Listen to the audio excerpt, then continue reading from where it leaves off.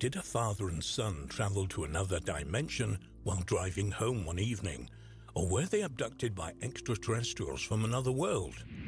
What follows is an incident that is as thought-provoking and intriguing as it is bizarre and mind-bending.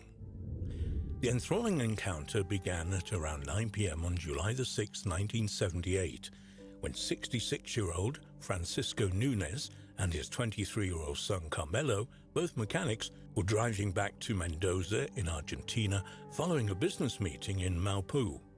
They were traveling in a 1933 American Chrysler, a car that Carmelo had recently restored for his father, so it looked and ran as if they'd just picked it up straight from the production line, with the bonus that it had all the mod cons of a vehicle made in the 1970s. The road they were driving was quiet, and the journey had so far been pleasant and uneventful. That was until Carmelo turned the car onto an expressway ramp. Almost immediately after doing so, a green pickup truck appeared behind him as if out of nowhere.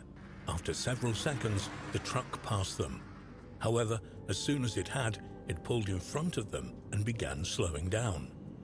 Much to Carmelo's confusion, they too were slowing their speed, in spite of the fact that his foot remained pressed down on the accelerator. He continued forward as fast as the strange circumstances would allow. Then, the truck disappeared right before their eyes, as did the entire road. At this point, both men were more than confused. They could sense the car was still moving forward, only all around them was complete darkness. Even the vehicle's headlights, which were on full beam, stretched out into total blackness. They continued on for several minutes, trying to reassure themselves that they had taken a wrong turn somewhere. As they were contemplating this, the darkness morphed into a strange, futuristic-looking city. They were moving at a considerable pace, so fast in fact that the tall buildings flew past them. Despite this pace though, they could still see clearly the magnificent height of these mammoth structures. Each of them started directly from the road and then went directly vertical upwards, so far that they couldn't see the top of them. Each also had a strange red glow that came from the inside, a glow that they appeared to disappear into overhead. The lights lit up the entire city, which comprised of no other constructs or signage, and made them realize that the sky was not sky, but in fact some kind of ceiling. For the first time since this obscure ordeal had begun, they began to wonder if the road they'd been traveling on had not disappeared, but if they had vanished and gone elsewhere. Maybe they wondered they were in some kind of domed spacecraft. As they were contemplating this, their car, seemingly under the control of someone or something else, turned, even though the steering wheel remained locked in position, and began down a side road to these mammoth-like buildings. Carmelo would later recall that it felt as though the car was floating in the air as opposed to moving along a road. It was as they made this turn that both men noticed the faint sound of strange music all around them. They continued down the side road for around 15 minutes. Then, as quickly as they entered these curious surroundings, they suddenly found themselves back on a street near their home. Carmelo would calmly take control of the car, and the men made the rest of the journey in silence. As soon as they walked through the door, Francisco's mother questioned where they had been, telling them several times how late it was. To this question, Carmelo almost cryptically replied that they'd been to a place where nobody goes. In the days that followed, both men preferred not to speak of the strange encounter, instead attempting to carry on as normal, as if nothing out of the ordinary had occurred. Then, around 3 weeks after that unsettling night, Francisco had a sudden and bizarre moment of recall. He would suddenly declare to his family that although he wasn't sure where he and Carmelo went to that evening, he was certain that they were not on Earth. The account would eventually leak out into the local community and ultimately would come to the attention of National Enquirer journalist Bob Pratt. He would interview the father and son and convince them to undergo hypnotic regression in order to reveal just what had taken place that night on the largely lonely road. Needless to say, those revelations would be fascinating and suggest that the incident might not have been a one-off encounter. Much of what each man recalled matched almost identically. They each recalled being in a strange dark tunnel that appeared very similar to an underground parking garage, before eventually emerging into the Red City with tall buildings all around them. Neither of them had recalled this apparent tunnel network previously. There were also other memories, and their recall of the city sparked into them. Carmelo, for example, suddenly had the revelation that he and both of his parents had seen 2 UFOs hovering over their home several months previously. Might this suggest not just Carmelo, but his parents had been victims of alien abduction before? In fact, each of the men began to reveal just such an encounter, but then abruptly stopped, almost as if they were forbidden from speaking of it. This is a detail that often comes up in regression sessions concerning alien abduction, as if some kind of mental control or block has been placed in a person's mind. What lends the claims of Francisco and Carmelo Nunez even more credible are seemingly corroborating sightings of strange aerial objects on the night of the encounter. Such 2 witnesses were 48-year-old Gilberto Caballero and 35-year-old Marcus Palmer. They claimed that on the morning of the encounter, they each witnessed what appeared to be a fleet of UFOs moving across the skies. They estimated these mysterious craft must have been at a relatively low altitude as they were moving in and out of the pylons in the area. What's more, they were not the only witnesses to the objects, claiming that around 50 other motorists and residents also saw them. Palmer would describe these futuristic vehicles as being round and extremely bright, elaborating that they moved in a bizarre figure-8 pattern. He would estimate there were approximately 30 of these curious craft and that they appeared to be around the size of a small car. In total, this otherworldly fleet remained in sight for around half an hour before disappearing from view. Caballero would offer much the same as his friend, although he would recall something even more intriguing. In the distance, sometimes obscured by the cloud, was a much larger object that was simply hovering there, completely motionless and silent. The media would focus their attention on the incident, so much so that Mendoza police felt the need to issue various official and unofficial comments. They offered that although they didn't investigate UFO sightings, there was concern for the public due to the sheer number of reports around the same time Francisco and Carmelo had their encounter. Many officers, though, would describe the 2 witnesses off the record as being honest and reliable people, with one officer stating that although they didn't know what had happened to the pair, they very much believed that something had happened to them. The person who had overseen the regression sessions, Dr. Alfredo Stefanelli, agreed with the police's overall assessment. He concluded, without a doubt, that the 2 men were undeniably telling the truth. He further offered that just the obscure, elaborate and random nature of the account suggested it was not orchestrated or manufactured by the pair. Further still, it was highly unlikely that the pair had experienced some kind of group hallucination, perhaps not least due to the fact that both men recalled hearing the strange music.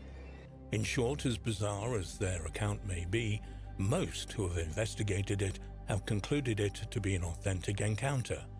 Perhaps more importantly, neither man would ever deviate from his version of events, despite being questioned and asked about them many times.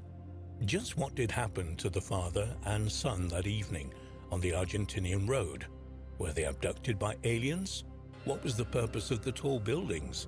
Had they somehow been transported to an alien city somewhere else in the universe? Or were these apparent extraterrestrial buildings some kind of projection made to make it appear as though they were elsewhere instead of merely inside a huge spacecraft? And if this was the case, why? How much more might the pair have been unable to recall? The incident remains a complete mystery.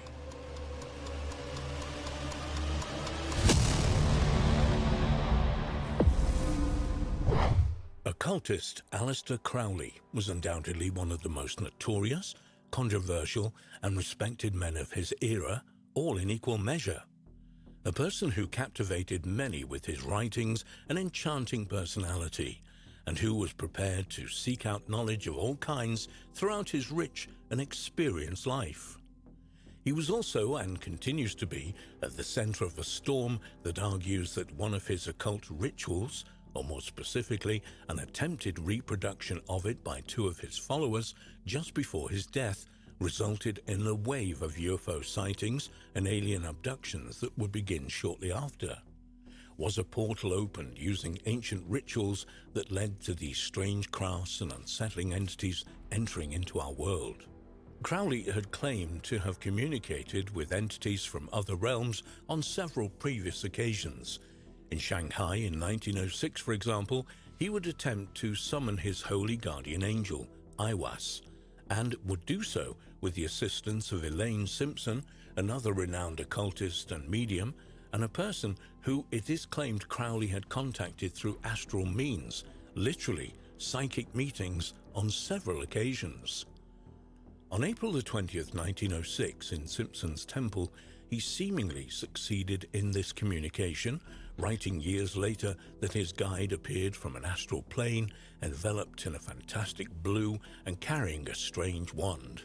It is said that during this appearance, Simpson offered to Crowley that this spirit had followed him for some time.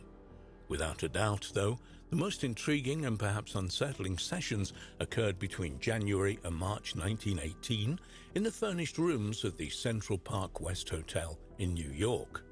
The sessions themselves are referred to as the Alamantra working, and featured Crowley using ancient incantations that would ultimately open a portal to another realm of existence. From this portal, an entity known as Lamb would communicate directly with him. Crowley would produce a detailed sketch of this creature, a sketch that Crowley claimed he produced while looking at the entity in the flesh, and it is a picture that is one of the most thought-provoking pieces of artwork in recent history. Even the most skeptical of people would have to admit, retrospectively years later, that its appearance was remarkably similar to how we perceive grey aliens to be in our modern world. And we should remember that this sketch was produced almost 30 years before the Roswell crash and the start of the modern UFO era, and almost half a century before this perception really took hold in the public consciousness. How could it be that Crowley produced such an image that most of us would instantly recognize as a grey alien so long before such a depiction was a part of our collective reality? Might the interdimensional creature, Lamb, that Crowley was communicating with be what we would call a grey alien today? And might this offer clues as to the true nature of these apparent extraterrestrials? In the decades that followed, a cult of sorts named the Cult of Lamb grew out of Crowley's followers around these interdimensional communication sessions. Many of Crowley's subsequent followers would attempt their own communication with this entity from another dimension. And over the course of these communication attempts, Lamb was considered to be a race of entity as opposed to an individual being. Could this be true? Is Lamb not simply a sole entity, but a race of entities from another world? And might we know these entities as grey aliens today? Is this a case of modern folklore being written in real time, or might this knowledge be the result of continued communication between these interdimensional beings and Crowley's followers? Unfortunately, Crowley himself would not elaborate on what was spoken of between himself and Lamb during these communication sessions. They remain, however, some of the most intriguing events on record, especially when we turn our attention to two of Crowley's followers who would attempt their own communication sessions just short of 20 years later.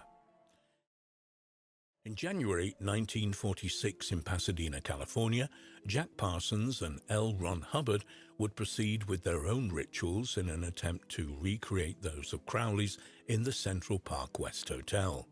And according to their own writings, these rituals were a success, and they did indeed manage to open a portal.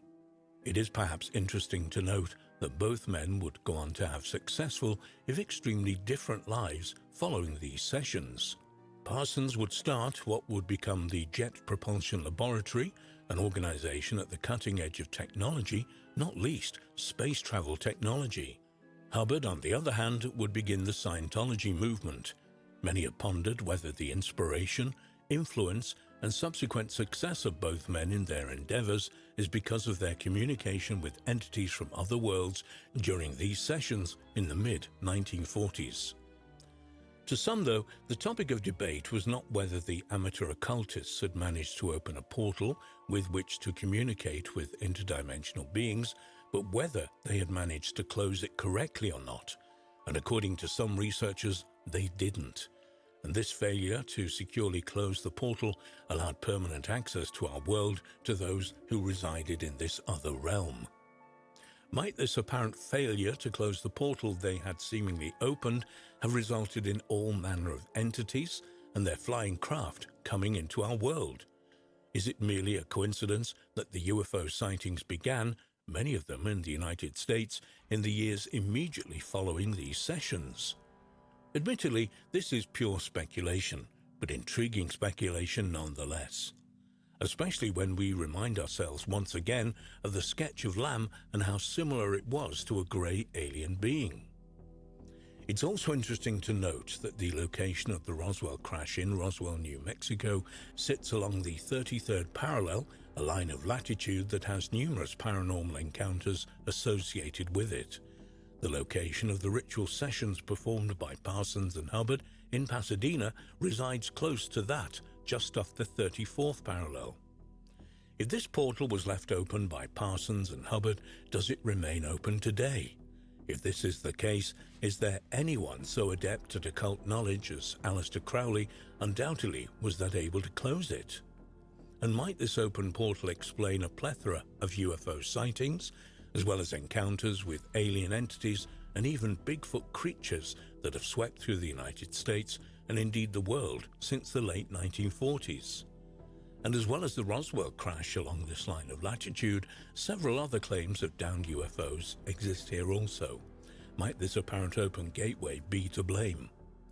If there is a connection between these portals that has apparently been opened by Crowley and then his followers after him, as well as the being or beings known as Lamb, then what does that say about the many UFO and alien encounters, and indeed about UFOs and aliens in general? Are these entities not visiting us from different planets, but also from a different dimension? One only those adept in occultism know how to access. And might what we perceive as extraterrestrials from another world actually be entities from another dimension, one that runs alongside our own in ways that we are yet to fully understand? Taking these thoughts a stage further, where might the alien abduction phenomena fit into all of this? Why would creatures from another dimension who have only gained access to our world through ancient occult rituals suddenly begin systematically abducting members of the human population and then performing all manner of procedures and experiments on them? Might we consider that these interdimensional creatures require a physical body to exist in our world, much like many ancient writings state about such entity as the Watchers or other angels? And might the proposed hybridization theories put forward by some researchers not be one of a human-alien combination, but a human interdimensional being one? And could their presence on Earth go back decades, only now they have regained access to our world from a realm they were banished to thousands of years ago? As preposterous as it might seem to many, there is little reason to doubt the authenticity of Crowley's claims and accounts. For all his sensationalism, the very fact he refused to speak widely of the communication sessions in that New York hotel room should perhaps alert us to the fact that something very profound and possibly life-changing was relayed to the occultist during the opening months of 1918. Indeed, those rituals, and perhaps more specifically the attempts to replicate them by Crowley's followers, might very well prove to be life-changing for all of us.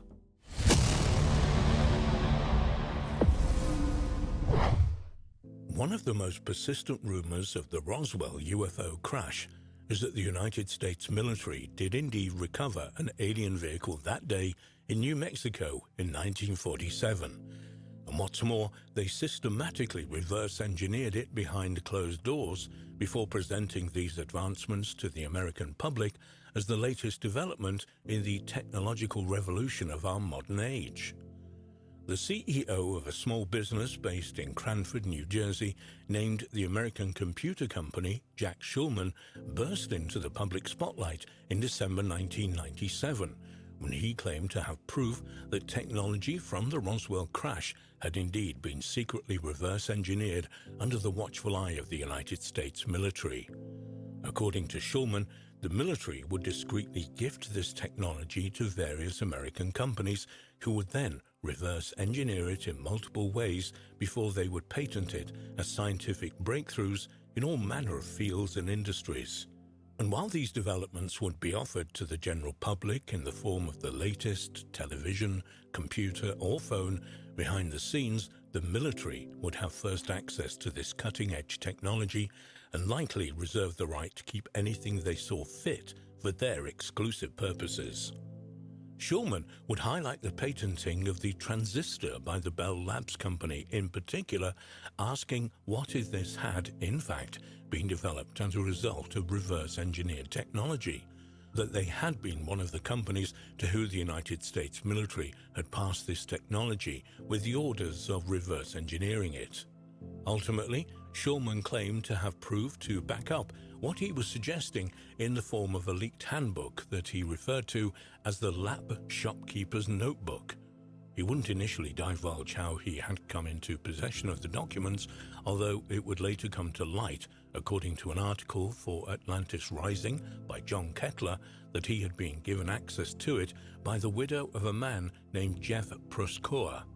He would claim that this notebook of documents offered a detailed account of the Roswell crash, as well as what exactly was found and where it was taken. Schulman, through his company, the American Computer Company, would spend hundreds of thousands of dollars on various experts in an effort to have the documents validated. One of the companies mentioned in these files, according to Schulman, was indeed Bell Labs, and more specifically, their invention of the transistor. This was, as John Kettler writes, an invention that alone was worth anything from Nobel Prizes and increased corporate reputations to hundreds of patents and trillions of dollars. Even more suspicious, when investigations were undertaken to examine the apparent development from previous transistors to the Bell version, transistors that were claimed to have been the origins of the Bell transistor, not only were the two completely different, but there was no natural technical involvement that would have led from one being developed into the other. In short, the Bell version was essentially completely new technology. As bizarre as it might sound, could it really be that one of the most significant inventions of the so-called technical revolution was not one of human ingenuity, but gifted alien technology that was, albeit skillfully, reverse-engineered? In light of Schulman's claims, it's worth our time examining some of the statements of Philip Corso, who in the book The Day After Roswell would claim he was tasked with untraceably transferring alien technology to such huge companies as Bell Labs, IBM, and Monsanto as far back as the early 1960s. Corso would further offer that these companies would be forced to sign official secret acts, agreeing to develop the technology as their own and to report it publicly as the groundbreaking research of American scientists. Further, according to Corso, just some of these technologies included fiber optics and advanced night vision technologies. Schulman had long connections with the Bell Labs organization himself, having gone to college with the son of the head of the company. He later elaborated that in late 1995, a friend and a former general in the Pentagon, who he knew through his friend's family, the previously mentioned widow of Jeff Proskauer, had approached him and asked him to look at some documents that were the Lab Shopkeeper's Notebook. It's important to note at this stage that the reference to a notebook is not how you might typically imagine. Rather than being a small collection of papers, it's simply an industry term loosely used to keep documentation of ongoing studies, experiments, and developments. And this notebook that Schulman faced ran to 28 boxes of documentation. Some of the documents he viewed shocked him due to concerning technology that was at least officially out of humanity's reach in the mid-1990s, but that this paperwork clearly stated was available for use as far back as the late 1940s. It was at this point that Schulman had the papers carbon dated. The results were certain. The papers had been prepared when their dates said they had between 1947 and 1950. Ultimately, they were genuine. Eventually, Schulman put forward the question to online forum users about what it might mean if significant human technological inventions were in fact the result of reverse-engineered non-terrestrial technology.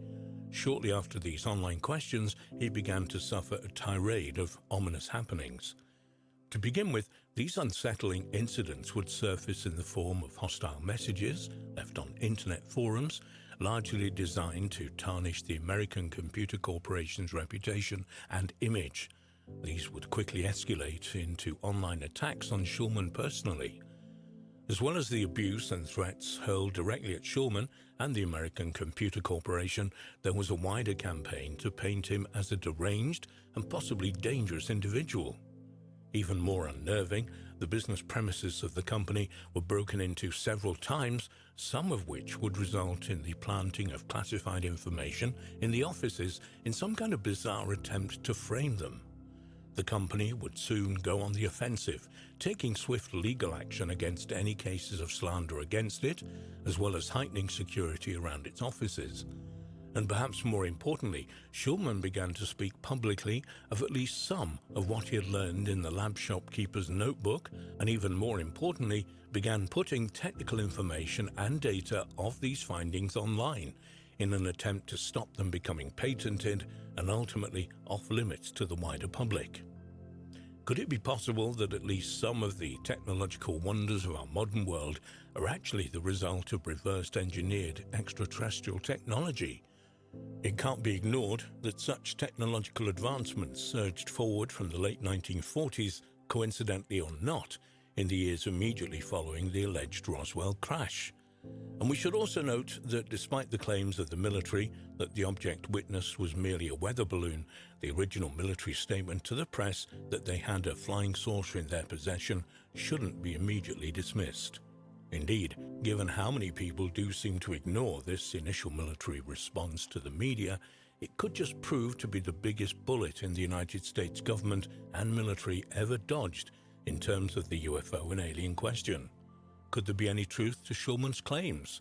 Given the amount of online abuse, physical break-ins at their offices, and very real attempts to sabotage his business, we might assume that somebody was not happy with the suggestions he was making and his ultimate declaration of the explosive documents he had in his possession. We might ask if there's any truth to the notion that corporations overseen by the United States government had highly advanced technology with which to study and work with. What else might be available behind closed doors? What technologies, for example, might be being withheld from the public so as to maintain the highest profit margins possible or to keep people as rabid consumers? Might technologies even exist but are being held behind closed doors that could provide much cleaner energy and fuel so as not to disturb the flow of millions of dollars to the energy industries? There is, it seems, much more to think about here than just the claims of alien technology, but what the potential of that technology might mean if it were to be shared with humanity as a whole, and not simply drip-fed to the masses as upgrades and newer versions of various devices for immediate financial return. There is a saying in the technical world that whatever the public knows is available behind closed doors, the government is actually 3 or 4 decades ahead. If the claims of Jack Schulman are accurate, that saying could have much more truth in it than most of us might think.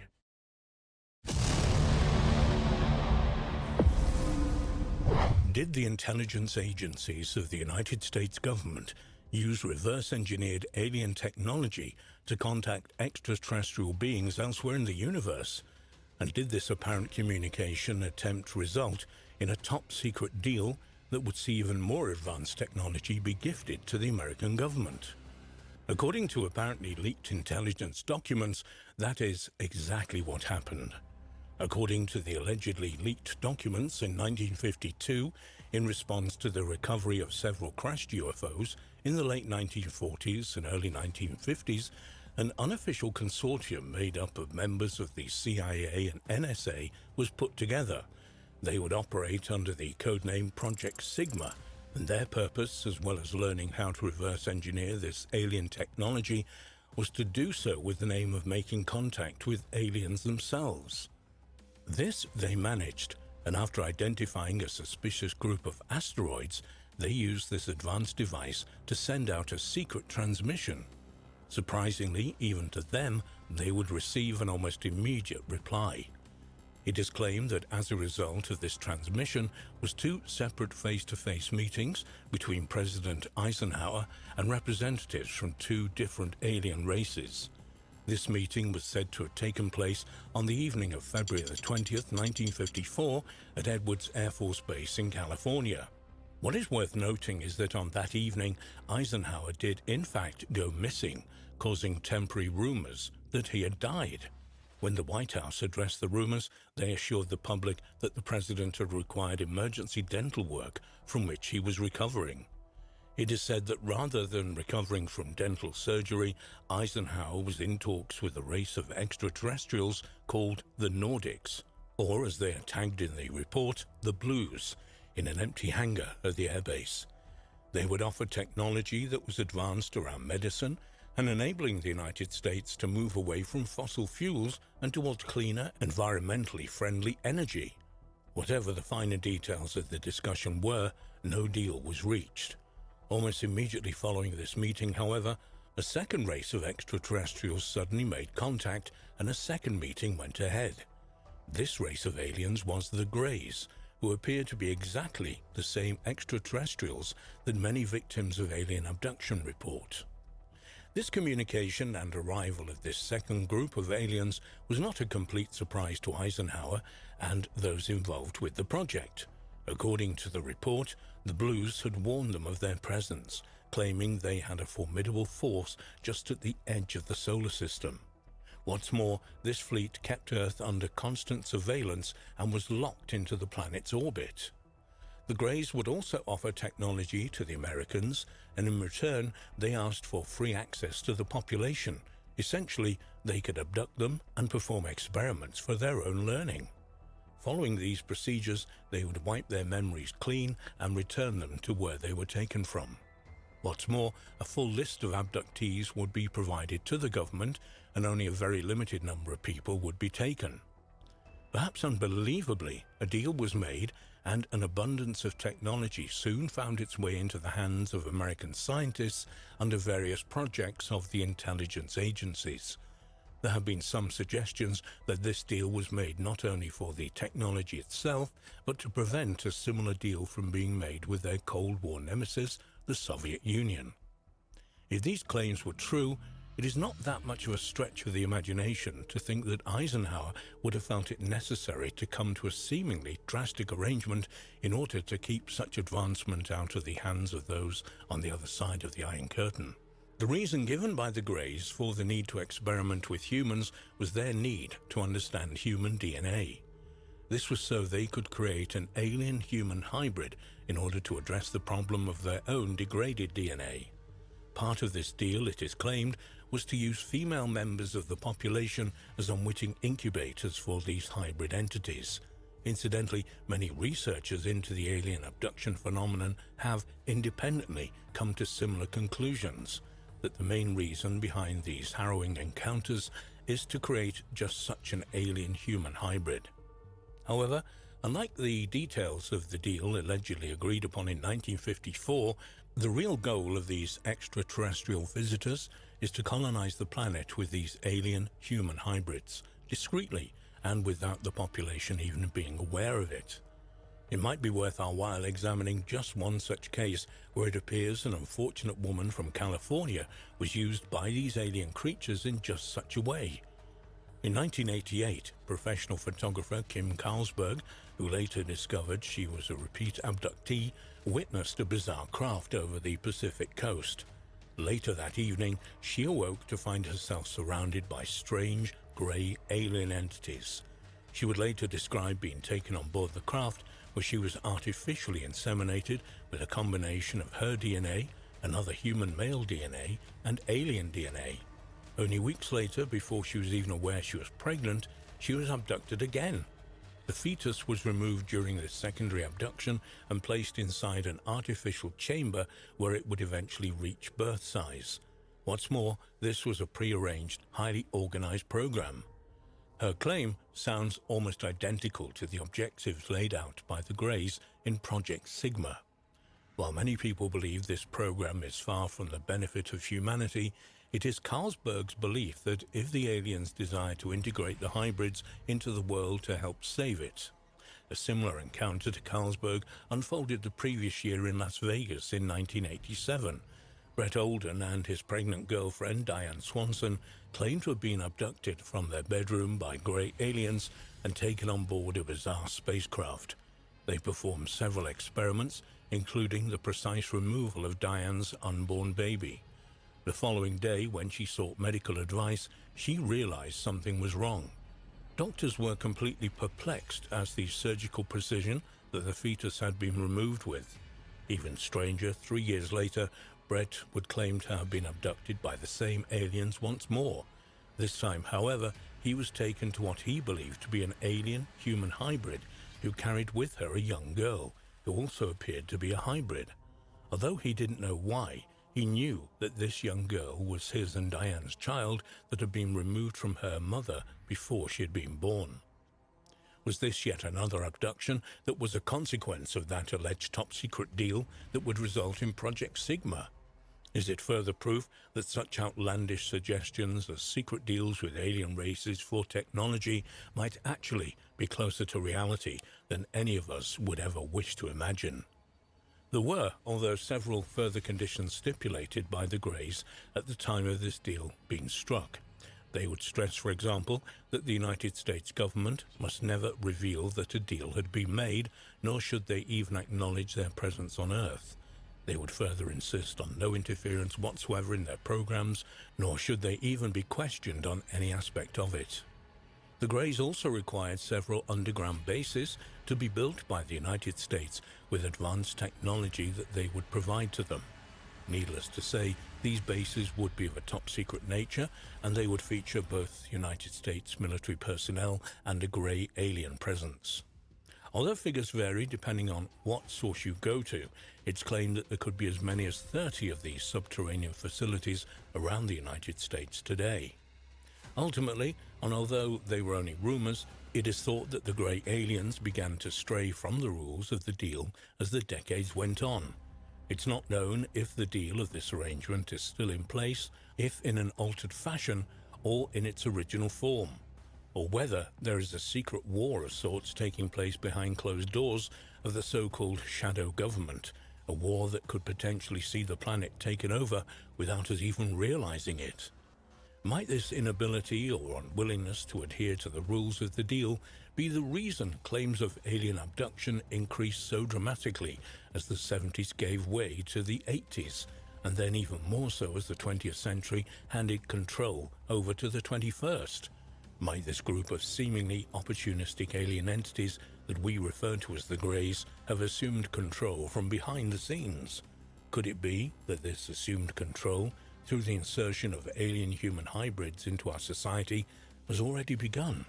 Might it already be too late?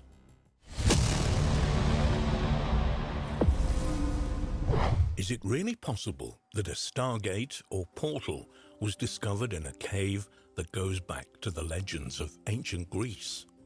The cave in question resides at Mount Pentelicus near Athens, and once was a location of an ancient quarry where marble used to build the Parthenon was cut. It has also been long associated with bizarre happenings, strange goings-on, which have continued right into the modern era. The cave itself is largely hidden by pine forests, and from the outside at least, looks rather ordinary and mundane. However, once inside the 200-foot-long entrance, it begins to open out into a complex tunnel network leading to underground water supplies and various rooms and chambers. One of these tunnels, at least according to legend, will also lead you straight to hell. It is perhaps these legends of the fiery underworld that has led to the many reports of all manner of paranormal activity in the region, including sightings of dark, shadow-like manifestations, strange voices, and even the appearance of UFOs overhead. To say it's a fascinating and unsettling place in equal measure would be a huge understatement.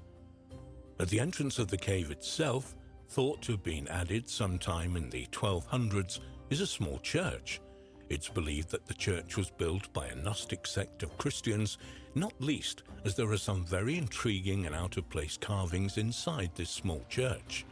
Back in ancient Greece, it was a site dedicated to the nature god Pan, and there have been several depictions and carvings on the walls of the cave to attest to this. Indeed, intrigue and mystery permeate every stretch of this rocky subterranean network. Over the course of the 19th and 20th centuries, the caves began to build up a reputation for being a hub of paranormal activity. Many of those with an interest in otherworldly phenomena would venture into the cave systems and often claim to hear music coming from somewhere in the distance. Others would claim to have heard strange voices that would come from nowhere. As the technological age unfolded, many who ventured down with cameras and even flashlights would find their devices would falter when required. Perhaps one of the most intriguing and suspicious events of modern times occurred in 1977, when a mysterious group arrived and promptly put the cave off limits to all but their secretive team. Barbed wire was put in place, and guards were permanently stationed at the entrance. Shortly after, heavy-duty machinery and explosives were seen being taken into the cave. This group would never identify who they worked for, and rumors began to swirl around the local area that a multi-nation project was underway involving the Greek military, the United States, and several NATO countries. What's more, many of these rumors suggested that an ancient stargate or portal had been discovered deep in the cave system, one that dated back to the times of ancient Greece and possibly before that. Anyone who approached the cave was barred from entering and unceremoniously walked away. However, over the years, what had once been intense security appeared to be loosened somewhat, and when it was, adventure seekers and investigators began to find ways into the cave systems. And when they did, they would report back on what they saw. And it is some of these encounters that are the most intriguing. One particularly thought-provoking incident that occurred during this time involved a couple who were hiking in the woods that led to the cave. As they neared the entrance, they noticed a strange car on a ledge just overhead.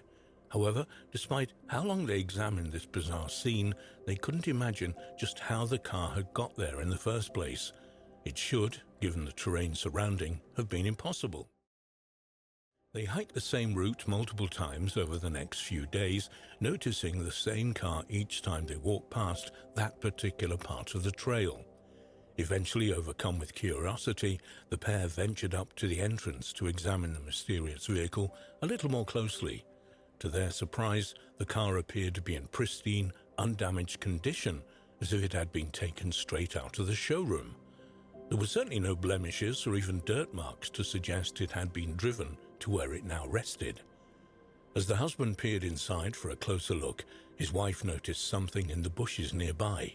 A moment later, she let out a terrified scream. Her husband turned around but saw nothing out of the ordinary, although he did see the bushes moving, as if something was scurrying off into them. She eventually told him that she had seen a bizarre, white, oval-shaped creature that had two huge glowing eyes looking at her from out of the bushes. In the days that followed, the husband had his own bizarre encounter when he witnessed an ominous, black disc-shaped craft. The experience left him terrified beyond belief for reasons he couldn't explain. Whatever they witnessed at the cave system, or whatever they took with them, remains unknown. Then in 1983, with no explanation given, the entire military-style operation was suddenly stopped. The personnel withdrew from the area and promptly disappeared. Perhaps even stranger, particularly for such an apparent secret operation, the unit left much of their equipment behind. When people entered the cave, they were met with several ruined and crumbled tunnels, as well as the construction of several concrete bunkers, some of which appeared to have been abandoned halfway through building. A suggestion was put forward that some kind of nuclear bunker had been under construction, but that the project had seemingly been abandoned. None of it made any sense. Why had they taken such a sudden interest, and why had they seemingly been allowed to overtake the cave systems so exclusively? And perhaps most intriguing of all, why had they abandoned the project at what happened to be a moment's notice? Are there otherworldly entities or gateways to other worlds in the Penteli cave? The answer could be yes, only not in the way many of us might think. It has been put forward that the location might experience unusual electromagnetic fields and frequencies, and what's more, for unknown reasons, these fields are often disturbed, which can result in strange phenomena, as well as having equally obscure effects on the human mind. Some researchers have postulated whether disturbances in electromagnetic fields may result in the opening of portals to other worlds, which may be the reason why such locations often experience high numbers of UFO sightings and other paranormal phenomena. It's also interesting to note that cameras and other electrical devices will often fail to work in such environments. Other researchers suggest these electromagnetic disturbances result in the manifestation of any number of strange entities and objects that are both real and imagined at the same time, a suggestion that, if true, would cause us to contemplate the very nature of our own reality and how we perceive the world around us. Some people have put forward that these electromagnetic fields, if they resonate in a certain way, can cause people to see things that aren't there or feel a ghostly presence that they can't see. Taken a stage further, the combination of this electromagnetic energy, combined with the potential power of the subconscious brain, could quite literally imagine something to life, if only temporarily and very briefly. Whatever the truth, the suggestion that electromagnetic disturbances might be responsible for the bizarre encounters in the region is not too much of a stretch of the imagination. Nor is the idea that discrete agencies of the United States, intelligence agencies for example, would want to secretly study such phenomenon. Might there be some validation to the claims from some corners that the mystery unit that appeared in the late 1970s was indeed studying the effects of electromagnetic disturbance, but that they were experimenting with how it caused hallucinations? Might this explain the sudden lack of guards and security around the facility, where adventure seekers and those of a curious nature being allowed, possibly tempted into the caves so they could become unwitting participants in experiments of reality? Is that why the strange car was positioned above the cave's entrance to draw onlookers? It's also perhaps worth reminding ourselves of the fact that marble stone was quarried from here and used to build the Parthenon in Athens. Given that these ancient sites are more often than not comprised of materials with a high crystal content, which many researchers believe can be electrically charged and manipulated for use in all manner of things, from weightlessness to communication and even the opening of portals, might we consider that this could be the reason for the plethora of strange goings-on in the ancient cave system? Might there have been really something otherworldly about the Penteli cave? Only further study of it will answer that question, as well as possibly opening our eyes to a new perception of our collective reality.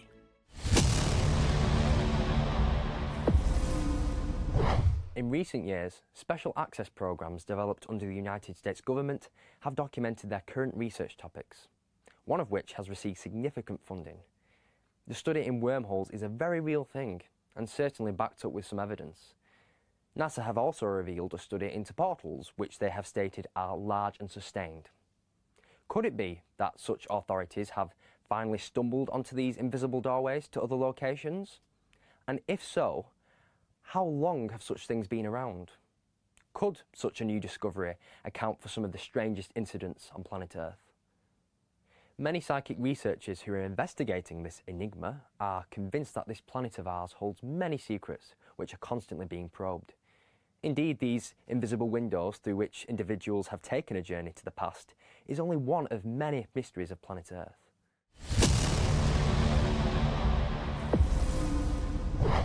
Throughout time, there have been many intriguing time travel stories.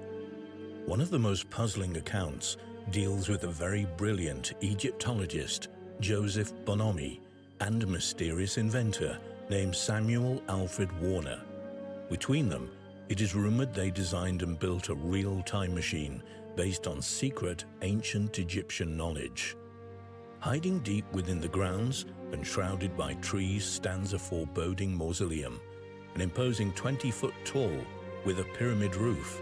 It's made from granite with a solid, heavy bronze door secured by a keyhole. Decorative accents line the door, furthering the air of mystery.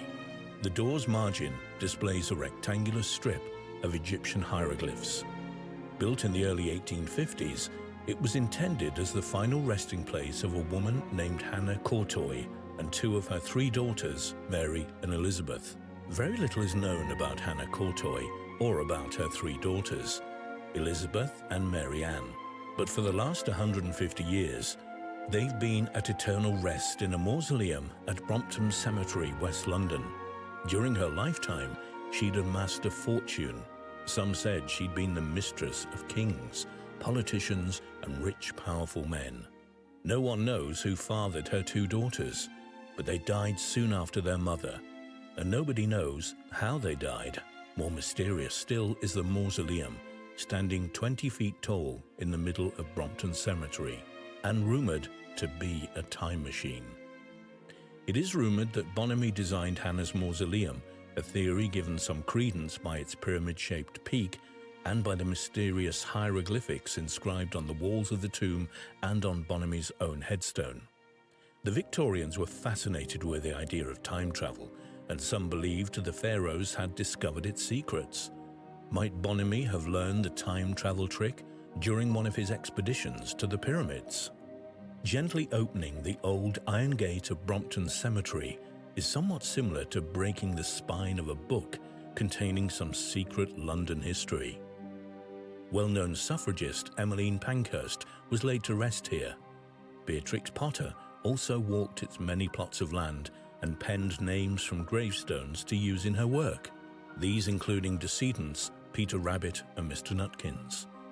In excess of 35,000 landmarks in all are available, rich and poor, known and forgotten. Hannah Courtois' tomb would be impressive for its imposing stature and cryptic veneer alone. It's the largest, most elaborate construction in all of Brompton Cemetery. But there's more to this story, much more. That it's secretly a time machine. London musician and Courtois historian Stephen Coates, the man behind some of the recent bizarre claims, states it's not a time machine, it's a teleportation chamber. In order to try and interpret the bizarre urban legend that's been constructed around Courtois' tomb, it helps to understand the complex and secretive life of the woman who ordered its construction. Born around 1784, Hannah Peters fled an abusive father at a young age and found work as a housekeeper and as a tavern employee. In 1800, a friend introduced her to John Courtois, a 70-year-old former wig maker in poor health who had made a fortune in the early banking business. Peters was shortly in his employ as a housekeeper. Within the year, she had given birth to the first of three daughters. She claimed they were indeed Courtois despite his age, although some suspected and made it known they believed that the friend who made the introduction, Francis Grosso, might have been the real father. John Courtois' illness is also ill-defined in historical accounts. Although it was rumoured he had a violent run-in with a street worker in 1795 that left Courtois, who had been attacked with a knife, reserved and antisocial. He fell in love with the young Hannah, who took his name and had considerable influence over many of his decisions. Courtois' 1810 will, which initially left most of his fortune to an ex-wife named Mary Ann Woolley and their 5 children, was changed in 1814, so Hannah received the majority of his wealth. Like many Victorians of the time, Hannah was intrigued by Egyptian iconography, particularly hieroglyphics. She believed the Egyptians had a deep understanding of astrology and of their place in the universe, and she invited Egyptologist Joseph Bonomi over to her home for regular visits.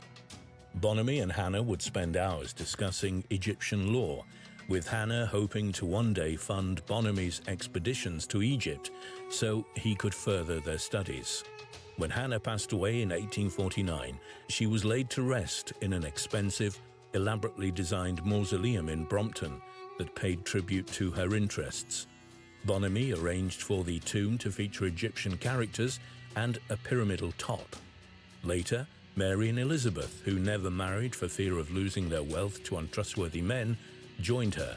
Susanna, her third daughter who married, was buried elsewhere.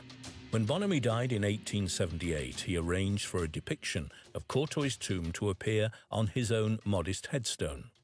Whether Bonamy intended it or not, an illustration of Anubis, the Egyptian god of the dead, appears to be looking in the direction of his friend's final resting place. Things appeared to be normal at Brompton for the next 100 years or so. Then, around 1980, the key to the tomb was lost following a visit by Hannah's relatives, and that's when things took a turn for the weird. It was reporter Helen Smith who unsuspectingly wrote an article in 1998. That article may have been the first mainstream story to raise the theory that Courtois' tomb might actually be a time machine. She described the monument as a strange, imposing structure containing 3 spinsters about whom almost nothing is known, and cited an unheralded author named Howard Webster as perpetrator of the story. Webster claimed his research had excavated a connection between Bonamy and Samuel Alfred Warner, a maverick Victorian genius and fraudster said to have attempted to interest the British Armed Forces in several advanced weapons, too advanced, in fact, to actually exist. Webster thought that Warner's inventive genius may have led him to team up with Bonamy, who supposedly had knowledge of the Egyptian theories of time travel. Together, the two persuaded the wealthy, trusting Hannah to finance their secret project, with Bonamy providing ancient wisdom and Warner adding his breakthrough scientific resources.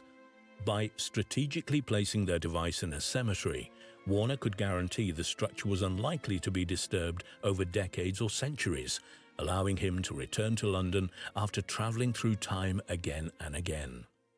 The fact that the key was missing was pivotal to Webster's tale. Since it had been lost and no one had opened the mausoleum for years, could it be perhaps that Warner was busying himself in a manner similar to an occupant of the TARDIS, traveling from era to era, while Hannah and her family were either entombed or buried someplace else entirely? Webster also claimed that the blueprints for the tomb were missing, which was very unusual for monuments in Brompton. The story slowly gathered momentum over the years. In 2003, an album cover by musician Drew Mulholland illustrated Hannah's tomb and its mysterious construction. This too helped pique the public's interest. In 2011, Coates, a musician with a band named The Real Tuesday Weld, read about Hannah's alleged time machine and became intrigued. He wrote an article on his blog postulating that the Courtois tomb was not a means of time travel, but that Warner had the technology to teleport torpedoes, and that he later adopted the framework to develop a series of teleportation chambers in and around the Magnificent Seven, a group of London's historic private cemeteries. It was a way to move around the city, Coates says. Warner and Bonamy worked together on an ancient Egyptian occult theory and science. I posted that on my blog, and it started to take on a life of its own, he said. Coates' premise is a proper study in how an urban legend can proliferate. With the key still missing, it was impossible to disprove the teleportation idea with any real precision, and the mythology allowed for a great deal of speculation.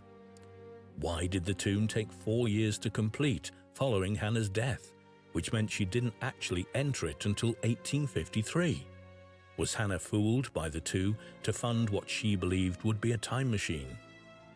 It can be difficult to corner Coates for a precise answer on whether he believes his fanciful hypothesis about the resting place of Hannah Courtois. When initially contacted by the Floss online magazine for an interview, he agreed while mentioning that he came up with the whole teleportation system idea as the background to a short story.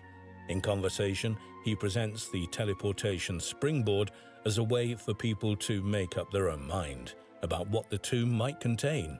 A breath or two later, he expresses doubt that Hannah's daughters might still be entombed there, before wondering whether the mausoleum might be home to a secret subterranean chamber. It's all alternative theory based on historical fact, he says. Opening it may not establish it's not a time machine, Coates hedges. It may just deepen the mystery. For many, the tomb is a slab of rock. The real magic is in their minds.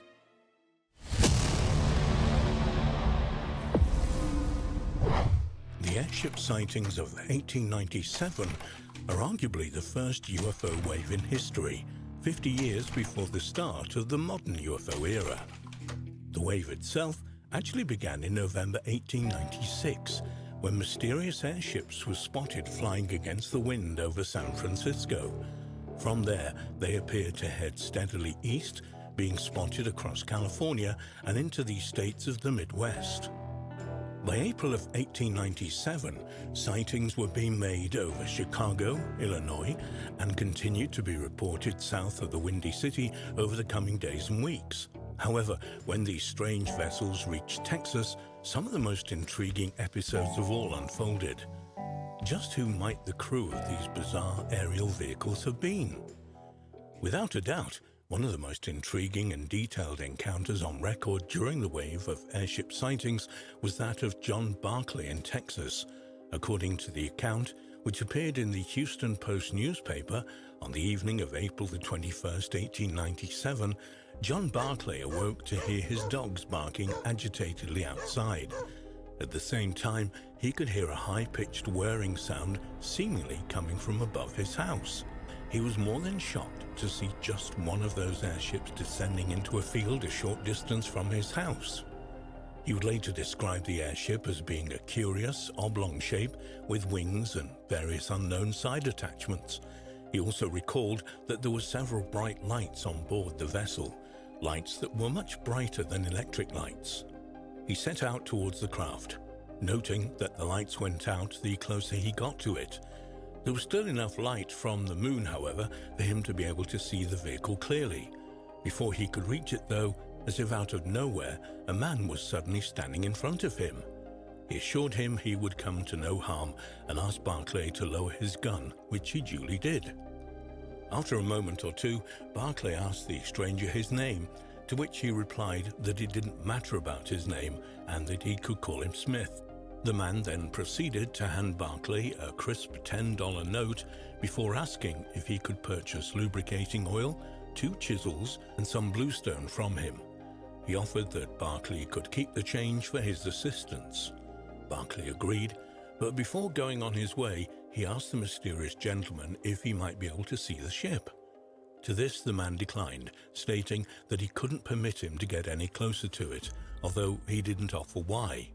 He did say, though, that they would return some future day and take him for a ride then. With that, Barclay went on his way to purchase the items he had been asked to obtain. He would return a short time later. He had managed to get chisels and oil, but was unable to find any bluestone. He offered the man the $10 back, but he was told he should keep it for his trouble, and the man thanked him for his efforts. With that, the man turned to head back to the waiting vehicle. When Barclay called out to him asking where he was from, he replied he was from anywhere, but that they would be in Greece the day after tomorrow. And with that, the object had disappeared, as if it had vanished into thin air like it had been shot out of a gun. Given the hints at being from another time, might we contemplate whether this mystery man meant Greece in April 1897 or Greece thousands of years in the past during its ancient civilization? By all accounts of those the reporter from the Houston Post spoke with, John Barclay was as an incredible witness as you could hope for, and certainly not someone to make up such an encounter. The Houston Post carried another very similar account several days later, this time a short distance away in Josserand. Frank Nichols was dragged out of his sleep the following evening on April the 22nd by a strange machine-type noise coming from outside his house. He could see an airship-type vehicle landing in one of his fields. He quickly made his way outside and towards the craft before two men appeared in front of him. Each of them was carrying a large bucket and asked if there was a well where they could obtain water. Nichols, also regarded as an honorable and credible witness, led them to one of his wells nearby. After they had filled the buckets with water, the two men invited Nichols to look at their vessel. He would later recall to the Houston Post that while they gave him a detailed explanation of how it worked, it was much too complicated and he couldn't understand most of what they were telling him.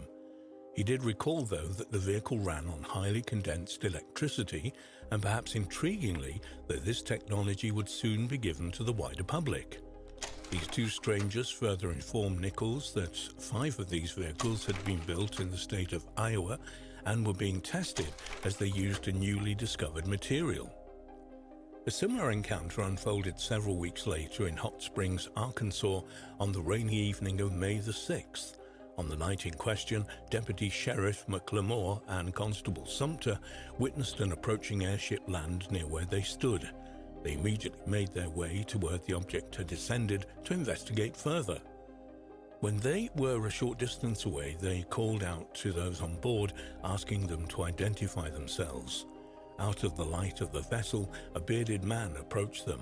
He was carrying a smaller light and replied to the officers that he and his passengers, another man and a woman, were traveling across the country in an airship.